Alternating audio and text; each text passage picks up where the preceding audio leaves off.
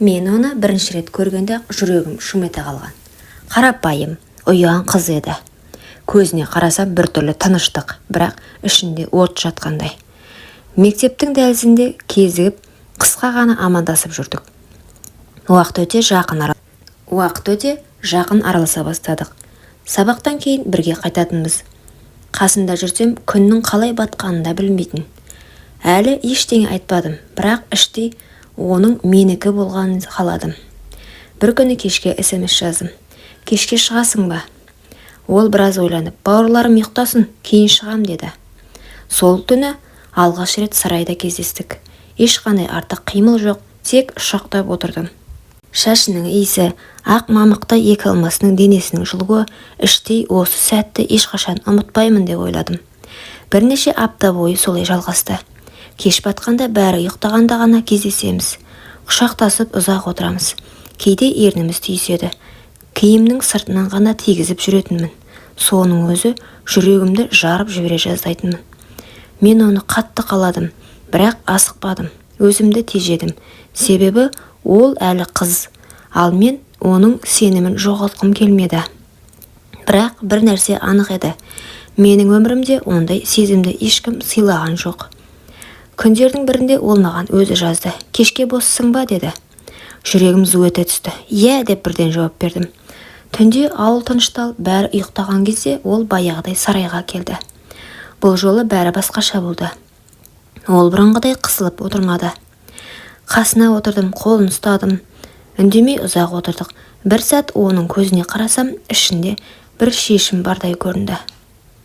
Сен дайынсың ба деп сұрадым. Ол қысқа ғана иә деді. Көрпені жерге төсеп, оны жайлап жатқыздым. Әуелі еріннен, кейін мойнынан, мамықта екі омырауынан құшарлана сүйдім. Қолым оның арқасын, белін сипады. Ол дірілдеп терең тыныстай бастады. Бір сәтте денемді тежегіш жойылғандай болды. Досымды итеріп жіберген сәтім. Оның көзі тас төбеге қарап, ерні тістеліп ауырсынып қалды. Көзінен жас шықты. Мен тоқтадым ба деп ойладым, бірақ ол басын изеді. Жалғастыр деді. Аздан соң ауырсынуы басылып, тынысы жеңілдеді. Сол сәтте мен оның маған толық берілгенін түсіндім.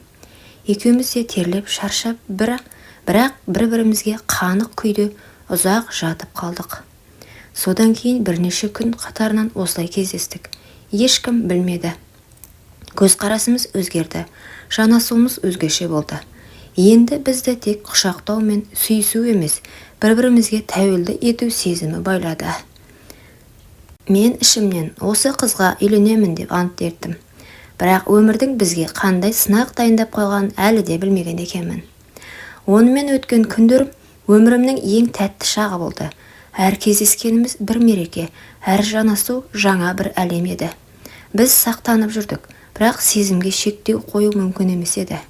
Бірде екеуміз ауыл сыртындағы шеткі қырда отырдық. Күн қызарып батып бара жатыр. Ол маған қарап, болашағымыз қандай болады екен, деді. Мен ойланбай, мен саған үйленемін, ешкім сені менен тартып алмайды дедім. Сол сөзіме өзімде сенім дедім. Бірақ тағдыр басқа сценарий дайындапты. Күзге қарай ауылға жаңа қыз келді. Бір тойда танысып қалдық. Әуелі оған аса мән бермедім. Бірақ бір-екі рет бірге отырған соң ол өзі маған тиісіп жақындай бастады.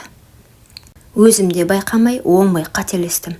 Сол түні бірнеше рет тағы да бір қызды бүлдірдім. Көп ұзамай сол қыздың екі қабат екенін естідім. Басымды алып қашпай мойындауға тура келді. Оның ағалары үйленесің деп келді.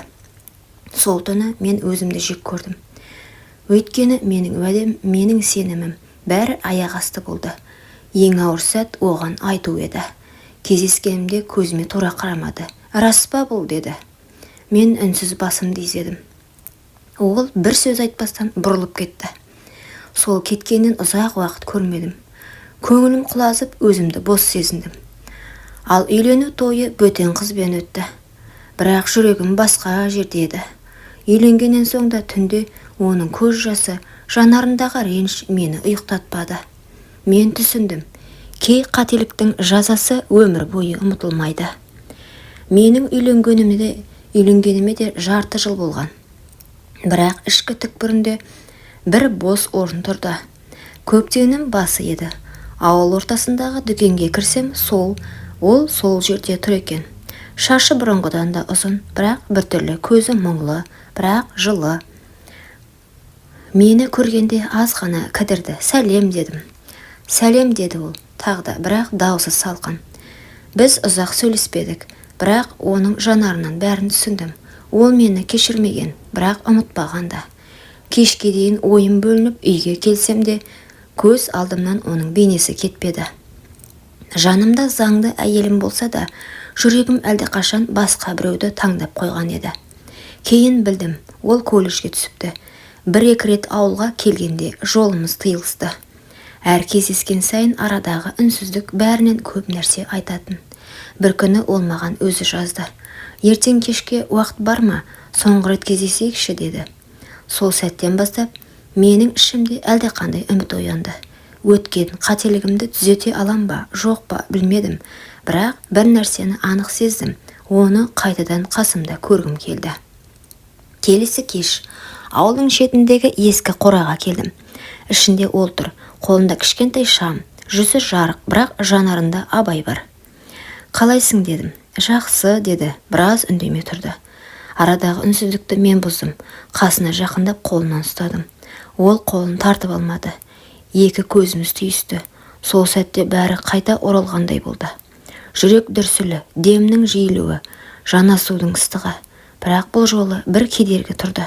Ол бұрынғыдай толық берілген жоқ. Құшақтасып сүйістік, бірақ екеумізде іштей бір нәрсенің жетпей тұрғанын сездік.